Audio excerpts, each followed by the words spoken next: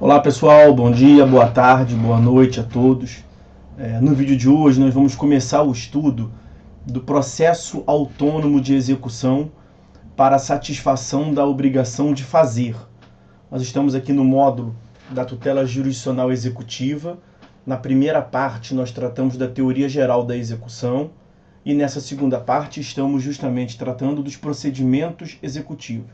Nós já estudamos o procedimento da execução para obrigação de entrega de coisa, seja por título extrajudicial, o processo autônomo de execução, seja por título judicial, a fase de cumprimento de sentença. E agora começamos a análise do processo autônomo de execução para a satisfação da obrigação de fazer e não fazer. No vídeo anterior nós fizemos uma pequena introdução, uma breve comparação desse procedimento com o procedimento da execução para entrega de coisa. E nós vamos, a partir de hoje, especificar o estudo do procedimento da obrigação de fazer, iniciada por título extrajudicial, o processo autônomo de execução. Vamos ver então cada um desses atos. Percebam, está aí o capítulo 3º da execução das obrigações de fazer ou de não fazer. Nós vamos hoje tratar do procedimento da obrigação de fazer, que está disciplinada a partir do artigo 815 do CPC, vai do artigo 815 ao artigo 821. A primeira das providências que primeiro ato que nós devemos estudar é a petição inicial, porque nós estamos diante de um processo autônomo de execução, não há uma fase prévia para a definição judicial da obrigação, como tem lá no cumprimento de sentença. Aqui a execução é iniciada por um título executivo extrajudicial, que deve acompanhar, portanto, a petição inicial. Decorre lá da característica da inércia da jurisdição, o processo não pode ser iniciado de ofício, como regra geral, como consta lá do artigo 2º do CPC. Então será necessário uma petição inicial, já que estamos diante de um processo autônomo de execução. Essa petição inicial deverá seguir, em regra, os requisitos aí da petição inicial, do artigo 319. Mas nós já estudamos no procedimento anterior que nem todos estes requisitos são aplicados com exatidão. Por exemplo, as provas em que o exequente pretende demonstrar a veracidade dos fatos. Aqui não se trata bem de demonstrar a veracidade de fatos, já que nós estamos mesmo diante da tutela executiva, tá? E essa petição inicial, ela deve ser complementada com a observação lá do artigo 798 do CPC, esse já no capítulo da tutela executiva. Ao propor a execução, incumbe ao exequente instruir a petição inicial com o título executivo extrajudicial. O título executivo extrajudicial, ele se torna, a teor do artigo 320 do CPC, um documento indispensável. Isso decorre do princípio da formalidade que nós estudamos na primeira parte aqui desse nosso módulo. O Estado, sabendo da agressividade inerente à tutela executiva, ele acrescenta requisitos formais como esse de demonstração do título executivo extrajudicial, ok? Quanto à petição inicial, é basicamente isso. Os autos serão, então, conclusos ao juiz, que vai analisar se os requisitos da petição inicial foram observados. É o que se chama, o ato do despacho preliminar, né? O despacho preliminar pode naturalmente ser negativo, hipótese na qual o juiz, a teor do artigo 801, vai determinar a emenda da petição inicial.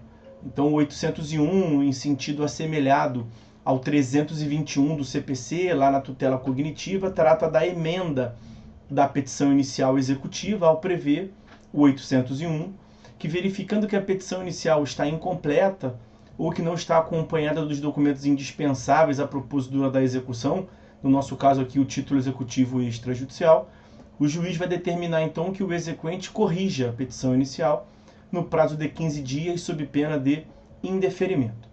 E o despacho preliminar, além de ser negativo, ele pode também naturalmente ser positivo. O despacho preliminar positivo na execução vai nos levar à citação. E aí nós passaremos a ver a citação no artigo 814. Na verdade, a citação está prevista no artigo 815.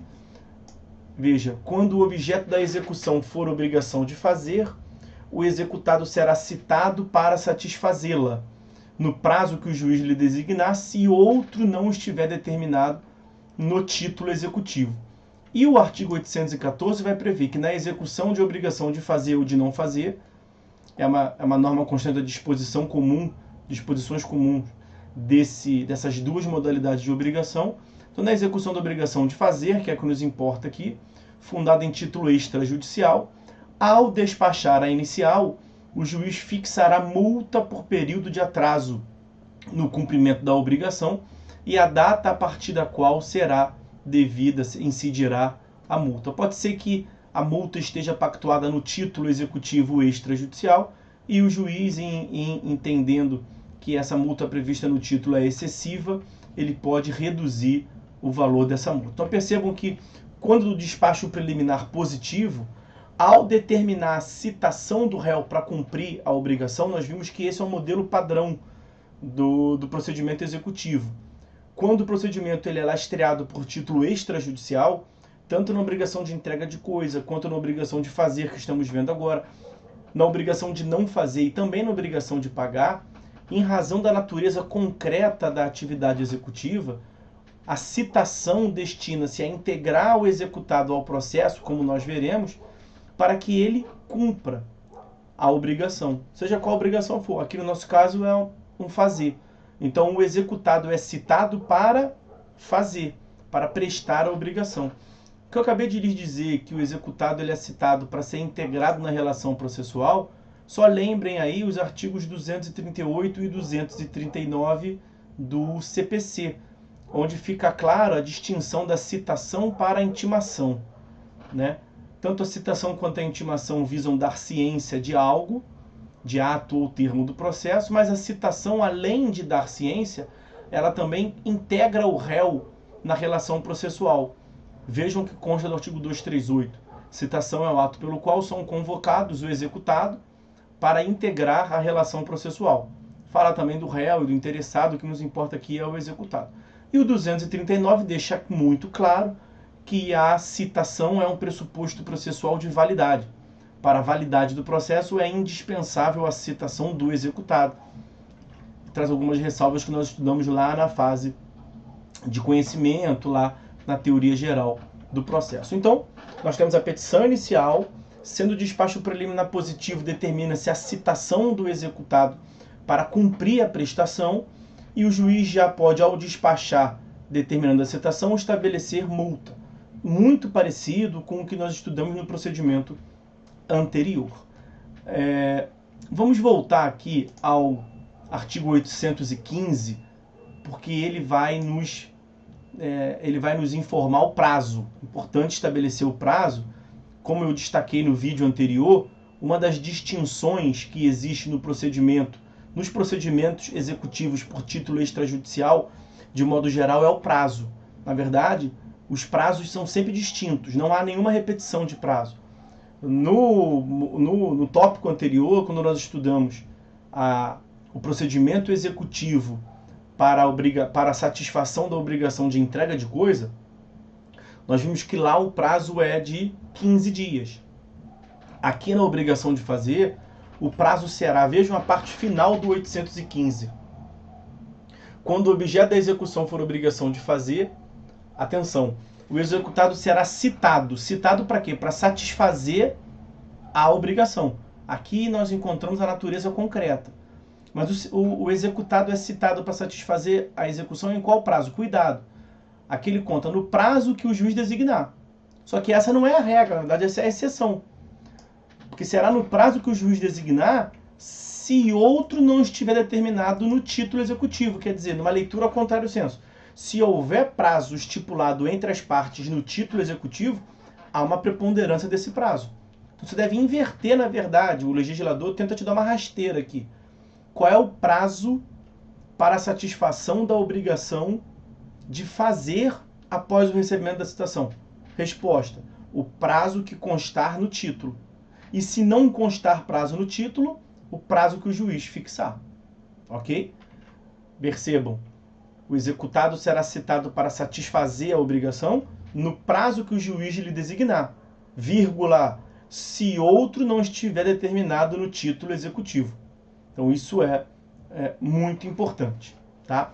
E aí, claro, uma vez citado para cumprir a obrigação, que é o nosso procedimento meio que padronizado, seja obrigação de entrega de coisa, fazer, não fazer ou pagar, o executado é citado para cumprir a obrigação. O prazo vai variar, mas aí naturalmente ele pode cumprir a prestação ou descumprir a prestação.